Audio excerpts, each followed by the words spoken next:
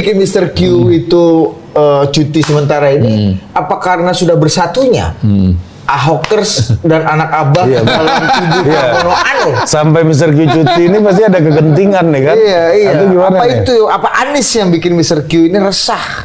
Iya, saya melihat bahwa memang pada realitanya program pemerintah itu baru berjalan secara optimal kalau ada dukungan dari daerah. Memang realita pemerintahan kita kan seperti itu, bahwa program-program pemerintah di tingkat pusat kalau nggak didukung oleh pemerintah daerah, entah itu pemerintah provinsi, entah pemerintah kabupaten kota, bisa nggak jalan. Dan sudah pernah kejadian kan? Dialami oleh Pak Jokowi yang kita tahu semua bagaimana program pemerintah pusat pada waktu itu menyelenggarakan Piala Dunia U20 ya batal, gagal karena kepala daerahnya di Jawa Tengah dan di Jawa Timur itu Bali. Ya mundur atau menolak. Jawa Tengah dan Bali. Sorry, Jawa Tengah dan Bali. Jawa Timur kan Mohon maaf, berarti Anda. Buko Viva, masa ada nyalain Buko Viva? Enggak ini. Sengaja biar nanti dikoreksi. Ya. Biar tambah mengingatkan, Bali Pak. Oh iya Bali. Itu pernah batal program pemerintah pusat itu karena penolakan dari pemerintah di tingkat daerah. Jadi menurut saya apa yang disampaikan oleh Pak Prabowo ketika menyatakan dukungannya kepada Lutfi dan Yasin di Jawa Tengah itu sesuatu yang real, sesuatu yang nyata gitu loh.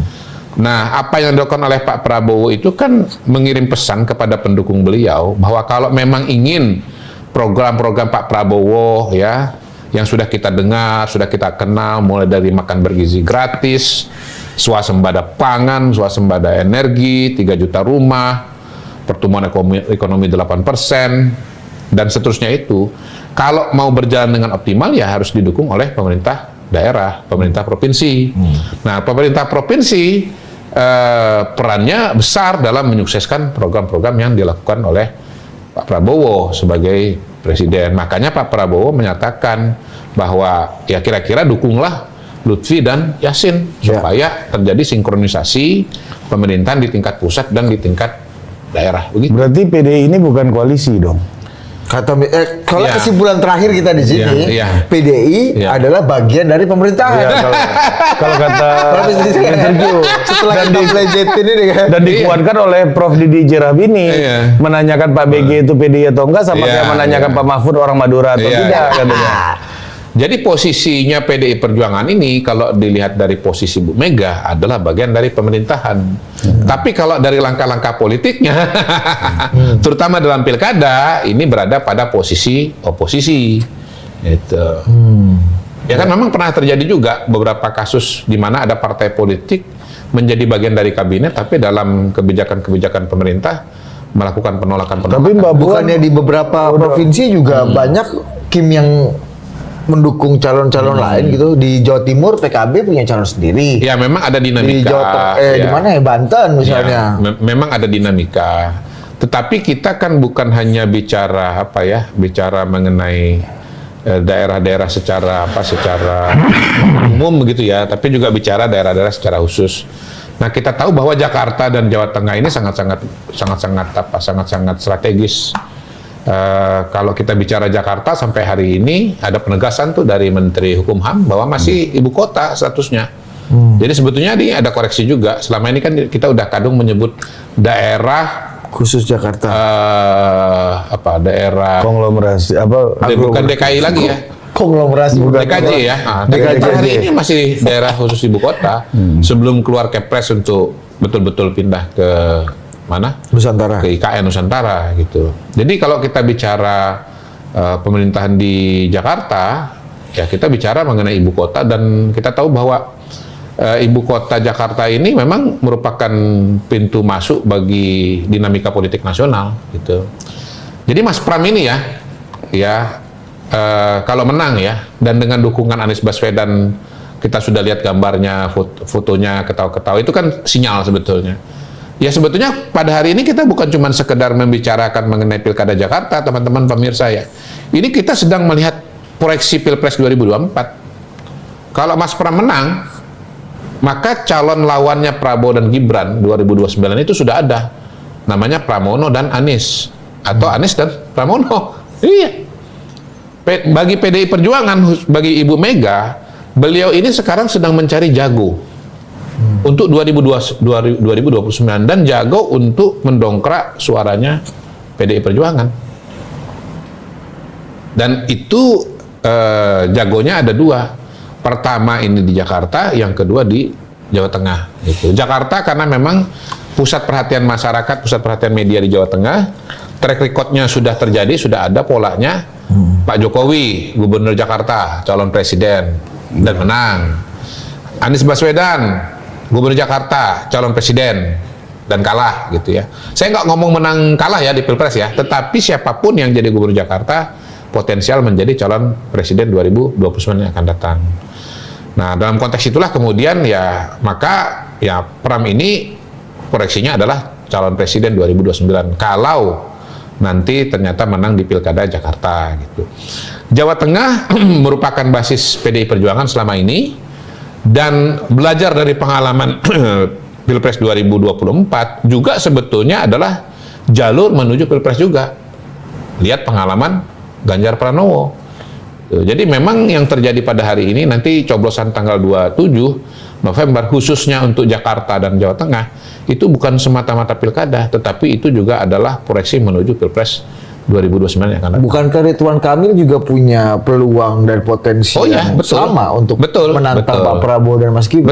Betul. Walaupun dalam konteks kerangka politik pada hari ini kan Ridwan Kamil itu proyeksinya bersama dengan Pak Prabowo. Bersama itu bisa dalam dua konteks. Pertama nggak maju, ya karena ikut Pak Prabowo.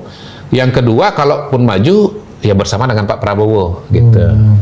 Nah, tetap bisa aja Ridwan Kamil kemudian didukung oleh partai politik yang lain dan maju. Tapi kita kan bicara politik itu kan ada proyeksi jangka panjang, tapi juga ada dinamika jangka pendek, gitu. Per hari ini dengan patokan dinamika jangka pendek, situasi jangka pendek, ke depan itu tahun 2029 Ridwan Kamil bukan lawan bagi Pak Prabowo, gitu. Tetapi kalau Mas Pram ya kemudian Anies itu sudah lawan bagi Pak Prabowo. Ya Anies memang ambisinya menuju pemilihan presiden, dalam Pilpres 2024 sudah istilahnya putus betul dengan Pak Prabowo ya. Lo dan gua N dengan angka 11 dari 100 itu. Ya, dan kalau kita bicara PDI Perjuangan, memang pada hari ini PDI Perjuangan kalau bicara pemerintahan dalam konteks kabinet ya tidak ada ininya menterinya. Pak BG itu kalau lihat dinamika yang terakhir, hemat saya pada akhirnya kita bisa menyimpulkan dari luar ya bahwa Pak BG itu bukan bagian dari PDI Perjuangan. Dari luar gimana? Anda kan luar dalam juga mengamati. Luar PDI Perjuangan. Iya kan. Kita kan bukan bagian dari PDI Perjuangan. Oh iya. Tidak bisa mengatakan bahwa. Tapi dalam kabinet. Anda kan member of kabinet. Pak BG itu bagian dari kabinet. Tapi apakah kemudian masuknya dalam kabinet itu dengan izin Bu Mega atau tidak? Per hari ini sih masih kita mengatakan to be confirm ya. Iya, to be confirm. Tapi kan dengan indikator. Kalau kata Prof Didi gimana? Susah Mempertanyakan Pak BG. seperti Pak Mahfud apakah Madura atau bukan. Tapi per hari ini dengan pertarungan yang ada ya, hemat saya Pak BG itu rupanya ya bukan dengan restu PDI Perjuangan atau dengan restu Ibu Mega untuk masuk ke dalam. Paling tidak kan begini. Mas Hasto atau Deddy Sitorus kan sudah menyatakan bahwa ya Pak BG itu bukan bagian dari PDI Perjuangan. Kalimatnya bukan kader lah itu. Nanti dicek lah kalimat pasti. Tidak ber-KTA ya. Tidak ber-KTA. Ya jadi tidak mewakili PDI Perjuangan gitu. Jadi paling enggak pernyataan resminya pun sebetulnya mengarah ke sana. Nah, ini dengan situasi sekarang Mr. Q sampai cuti ini ada kegentingan apa di DKI ini menurut Mr. Q? Ya pertarungan kan menjadi lebih ketat ya dibandingkan dengan awal-awal survei. Harus dikatakan bahwa memang dari tren-tren survei yang ada, walaupun saya sendiri nggak survei ya, dan lepas dari perdebatan di Persepi. Iya. Kita udah hadirkan tuh, kita udah hadirkan tuh Prof Hamdi Muluk dan Bang Hanta. Betul. Dan saya sendiri juga nggak bisa ngomong banyak tentang Persepi, karena ternyata setelah saya keluar, lu berusaha masuk lagi sampai sekarang belum juga di approve. Dan karena nggak di-proof kayaknya ya udah tahu diri aja lah ya. Iya, sampai tarik aja suratnya. Iya. Sampai ketua Persepinya jadi juru bicara PCO ini kan. Sebetulnya begini, begitu kemarin ternyata dilantik bahwa jubir PSPCO itu ketum Persepi, sebetulnya agak ada harapan saya. Kawan. Tapi ya udahlah, nggak usah lah masuk Persepi, batal aja lah masuk Persepi. Daripada masuk pro kontra yang sudah ada. Nah, saya kan nggak melakukan survei dalam konteks pilkada kali ini karena di Jakarta kali ini kan. Ya. Tetapi saya melihat secara garis besar memang trennya kan Pramono dan Rano kan naik. Kemudian Ridwan Kamil dan Suswono mengalami penurunan atau paling tidak stagnan lah gitu. Nah, per hari ini anggaplah pertarungannya seimbang gitu. Pertarungannya seimbang. Atau Rano misalnya trennya naik dan unggul sedikit. Ya kalau mau menang Ridwan Kamil ya semua kekuatan politik harus turun untuk memberikan endorsement, memberikan dukungan, memberikan konteks gitu.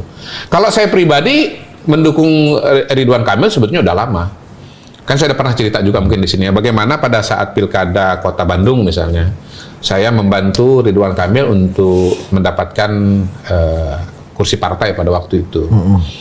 Dan akhirnya Ridwan Kamil berpasangan dengan Odet ya, almarhum Pak Odet, maju dan menang di Kota Bandung. Lalu kemudian waktu Pilkada Jawa Barat, saya juga membantu beliau. Nah, alasan saya membantu beliau seperti Pak Jokowi, bahwa kita lihat track record-nya. Kalau Pak Jokowi melihat track record Ridwan Kamil sebagai wali kota Bandung, kemudian sebagai gubernur Jawa Barat dalam mendukung Ridwan Kamil sebagai calon gubernur Jakarta, kalau saya dulu mendukung Ridwan Kamil sebagai calon wali kota Bandung, karena memang dia background ilmunya itu di situ gitu. Dia sudah berpengalaman, dia arsitek, dia dia S2-nya tuh Berkeley. Kemudian saya pernah ceritakan di sini juga bahwa Ridwan Kamil itu membantu Bambang Deha menata kota Surabaya waktu Bambang Deha adalah wali kota gitu. Dan kita tahu bahwa kota Surabaya semenjak Bambang Deha itu dan dilanjutkan dengan Bu Risma itu kan mengalami perbaikan gitu ya, mengalami penataan kota taman gitu ya. Nah, Mas Bambang Deha mengajak Bu Risma, Mas Bambang Deha wali kota, pelaksananya Bu Risma. Pada periode berikutnya Bambang Deha mengajak Bu Risma kan jadi wakilnya nih, kalau saya nggak salah ingat kan udah lama sekali. Nah, yang menjadi konsultannya Bambang Deha itu adalah Ridwan Kamil gitu. Jadi Ridwan Kamil ini kalau urusan kota itu udah panjang. Ada tangannya di Surabaya, ada tangannya di Bandung gitu ya. Bandung menjadi lebih indah buat saya, lebih rapi, kemudian lebih menarik gitu ya. Trotoarnya asik ya kan, kemudian tamannya juga banyak. Maka kita bisa mengharapkan bahwa Ridwan Kamil itu dalam menata kota Jakarta sudah punya pengalaman dan referensi gitu loh. Kalau Mas Pram, oke, beliau pernah jadi Sekap, lalu pernah Sekap apa lagi ya? Pernah menteri yang lain nggak? Nggak, Seskap aja. Menteri Sekap aja ya? Seskap sama Sekjen PDI Perjuangan. Seskap dan Sekjen PDI Perjuangan. Wakil Ketua DPR. Dan Sekretaris Presiden. Sekretaris Presiden kayak Pak Heru dulu. Oh, oke. Ya buat saya pengalaman Ridwan Kamil, kalau mau dia menata Jakarta, pengalaman dia sebagai mantan gubernur Jawa Barat, wali kota Bandung, dan pernah membantu Surabaya, itu lebih relevan dibandingkan dengan pengalaman Mas Pramono Anung sebagai sebagai Sekretaris Kabinet. Harapan saya bahwa Ridwan Kamil akan lebih baik menata Jakarta itu ada pada diri Ridwan Kamil ketimbang di Mas Pram. Kalau saya pribadi gitu ya. Nah, apalagi kalau kita lihat tadi dinamika politiknya, konstelasi politiknya, PDI Perjuangan berada di luar, kemudian apalagi belakangan bahwa Mas Pram menyatakan akan melanjutkan Anies gitu ya. Anies dulu mengalahkan Ahok dulu sebelumnya adalah kelanjutan Pak Jokowi, bersama Pak Jokowi gitu ya. Normalisasi sungai diubah jadi naturalisasi kan. Ya kan? Reklamasi ditolak dulu kan. Jadi ya artinya apa? Arahnya Mas Pram ini kan berbeda dengan Pak Prabowo, berbeda dengan Pak Jokowi. gitu. Jadi ya kita bisa mengatakan pada hari ini pembelahan politik Indonesia itu di satu sisi ada Prabowo dengan Jokowi, ya, di sisi yang lain itu ada Ibu Mega, dan pada hari ini di Jakarta ditambah dengan Anies Baswedan gitu. Nah sebetulnya ini kan dejavu kita Pilpres 2024. Gimana? Hah? Gimana? 2024. Kita waktu itu kan melihat bagaimana pencalonan Pak Prabowo sebetulnya ketika kita mencoblos calon presiden, kita itu nyoblos 2 kali. Nyoblos calon presidennya, nyoblos kingmakernya. Kalau nyoblos Prabowo, kita pilih Jokowi. Sebaliknya kalau kita dukung Jokowi, kita pilih Prabowo. Kalau kita pilih Ganjar, kita dukung Mega, dan sebaliknya. Dan kita kalau pilih Anies, sebaliknya kita mendukung Surya Paloh, atau kita pilih Surya Paloh, kita mendukung Anies. Karena kingmakernya adalah 3 nama ini. Pada hari ini di Pilkada Jakarta, bacaannya ya, kalau Anda dukung Prabowo, dukung Jokowi, ya, maka Anda pilih Ridwan Kamil Suswono. Tapi kalau Anda dukung Megawati dan Anies Baswedan, ya, Anda dukung Ridwan dan Suswono, Pramono dan Rano gitu. Dan per hari ini kan sudah jelas tuh, pendukungnya Anies Baswedan mengatakan, misalnya siapa tuh? Kalau Syahrin kan memang jubir, Tata Ujiati, anak Abah nggak jadi nyoblos semua, yang artinya kan golput. Anak Abah sudah milih Pramono dan Rano. Nah, saya lebih jauh lagi. Saya katakan ujungnya nanti 2029, kalau Pramono dan Rano menang, maka calon presidennya Pram, wakilnya mungkin Anies, atau sebaliknya, Anies calon presiden dan Pram adalah wakilnya gitu. Kalau Anda nggak mau Anies maju calon presiden, kalau Anda nggak mau ya Anies tampil lagi 2029, jangan pilih Pramono. Karena Pramono udah gantengnya dengan Anies gitu. Kalau Anda masih mau Prabowo calon presiden 2029, pilihlah Ridwan Kamil, jangan pilih Pramono dan Anies Baswedan gitu. Konstelasi sederhananya seperti itu. Gitu. Anyway begini, kalau menurut saya masuknya Anies itu justru bukan apa ya? Energi. Bukan sesuatu yang kemudian memastikan kemenangan. Nah, bukannya kata orang-orang gitu, wah selesai pemilu. Iya. Setelah saya melihat Anies bahwa timnya Pram dan Rano melihat bahwa tren kenaikan ini mau dikunci dengan memasukkan Anies gitu. Memasukkan Anies. Kalau saya melihat justru sebaliknya. Malah ini bisa jadi blunder. Pertama yang menjadi lawan-lawan Anies ya, kayak misalnya Pak Prabowo, kemudian Jokowi, itu yang tadinya udah pulang ke Solo gitu kan. Balik lagi kan. Ya tadi malam apa ya? Kalau nggak salah ada Pak Jokowi bersama dengan Ridwan Kamil, saya bersama Ridwan Kamil, eksplisit banget gitu. Nah yang kedua, sekarang begini. Itu bukankah orang menyimpulkannya, wah ini Pak RK dan Pak Jokowi mulai panik nih melihat Anies. Jadi justru malah yang timbul, wah ada kepanikan, ada ketakutan gitu. Gini, Bisa Q lihatnya gimana? Tergantung terminologi yang dipakai sih gitu. Mau tergantung terminologi yang dipakai. Semuanya ini kan waspada. Mau Pramono Rano waspada, Ridwan Kamil Ridho juga waspada, termasuk juga orang-orang yang di belakangnya. Emangnya Bu Mega, emangnya Anies nggak waspada nih dengan potensi kemenangan Pramono Rano kan? Justru gerakan untuk menggandeng Anies itu kan bagian dari upaya untuk meredakan kewaspadaan, meredakan ketakutan dalam tanda kutip nggak bisa menang kan? Sebetulnya sama aja, masing-masing kan was-was ya, semua mencari strategi dan mencari taktik. Jadi sebetulnya kalau bicara deg-degan, semuanya pasti deg-degan. Nggak ada yang namanya pertarungan nggak deg-degan gitu. Tapi saya mau mengatakan begini, sebetulnya langkah untuk membawa Anies masuk ke dalam itu buat saya adalah blunder, dan justru bisa yang akan menjadi variabel menggagalkan kemenangan Pramono dan Rano. Gimana dari logiksnya gimana? Gini, kalangan minoritas awalnya itu kumpul di Pramono Rano. Satu karena PDI Perjuangan, yang kedua karena Rano ada Suswono, ada PKS di situ. Nah sekarang begitu masuk Anies dengan isu politik identitas, dengan istilah apa itu ya, dengan istilah background politik Islam di belakangnya gitu ya, yang sangat kental. Ya, maka kemudian justru kalangan minoritas ini bisa lari dari Pramono dan Rano. Mereka jadi mikir lagi.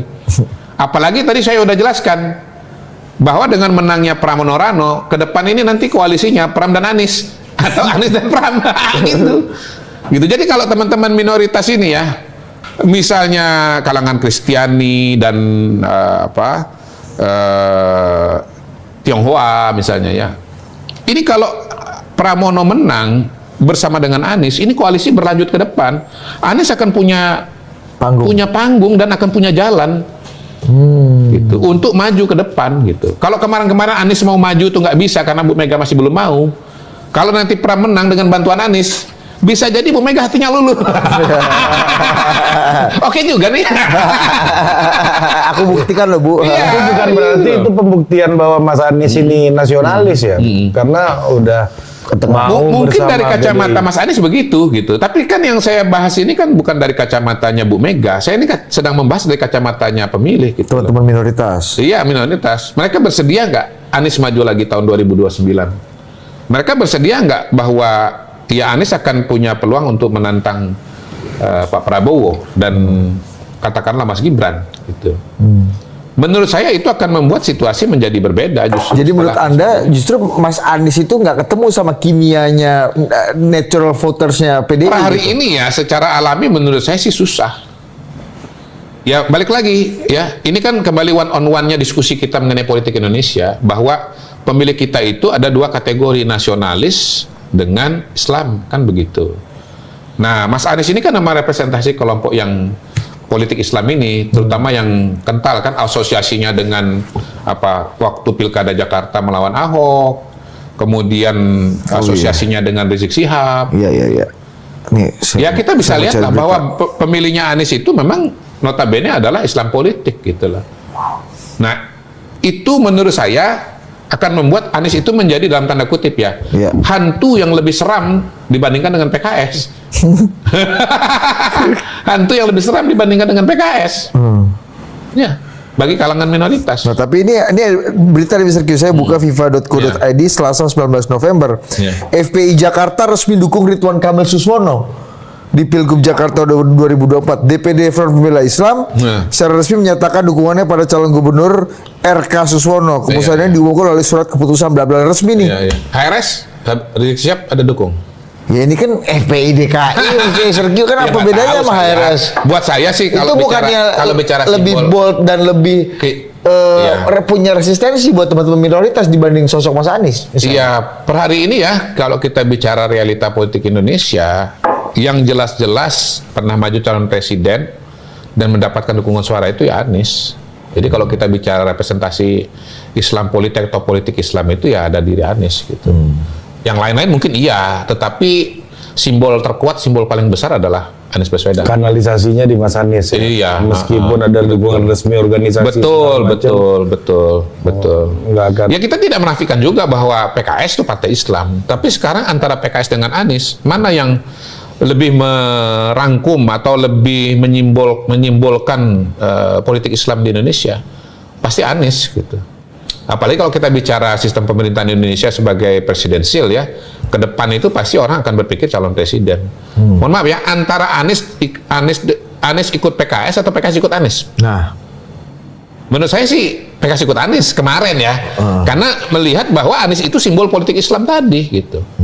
Bukan Anies kemudian ikut PKS, betul? Ya, jadi itu kan menunjukkan bagaimana figur Anies itu lebih besar daripada. Ya, kalau Anies ikut PKS berarti Anies ambil KTA PKS. Nah, itu dia.